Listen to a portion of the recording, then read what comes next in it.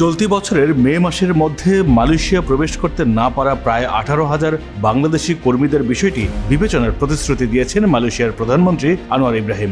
ঢাকায় সংক্ষিপ্ত সফরে অন্তর্বর্তী সরকারের প্রধান উপদেষ্টা ডক্টর মোহাম্মদ ইউনূসের অনুরোধের পরিপ্রেক্ষিতে একথা জানান Anwar Ibrahim.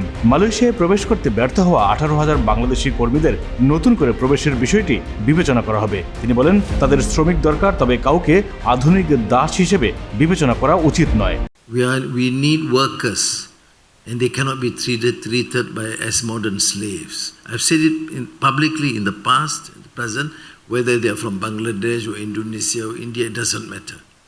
Which means, therefore, that the process must be transparent.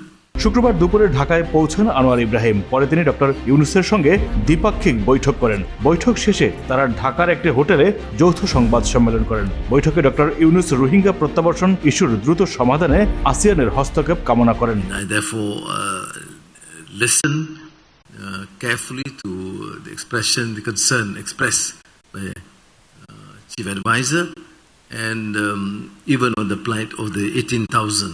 Not full of. If it's true the process is being observed, it's not their fault. Sometimes circumstances, and we have a duty to make sure that we make the necessary adjustments and changes.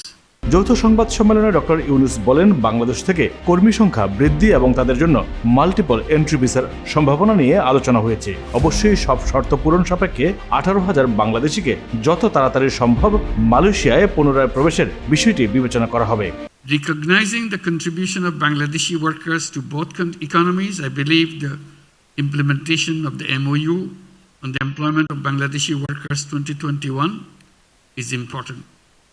We also discussed the possibility of increasing workers and professional intake from Bangladesh and multiple entry visas for them. এর আগে গত 31 মে Malaysia প্রবাসী কর্মী প্রবেশের শেষ দিন ছিল।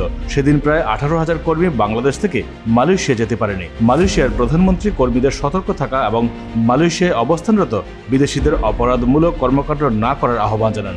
দুই রাষ্ট্রপ্রধান কৃষি, জ্বালানি, শিক্ষা, হালাল অর্থনীতি, অর্ধ পরিবাহী শিল্প, সুনীল অর্থনীতি, বিজ্ঞান উদ্ভাবন, প্রতিরক্ষা এবং যুব উন্নয়ন বিষয়ে নতুন চুক্তি বা এমইউর সম্ভাবনার বিষয়ে আলোচনা করেন।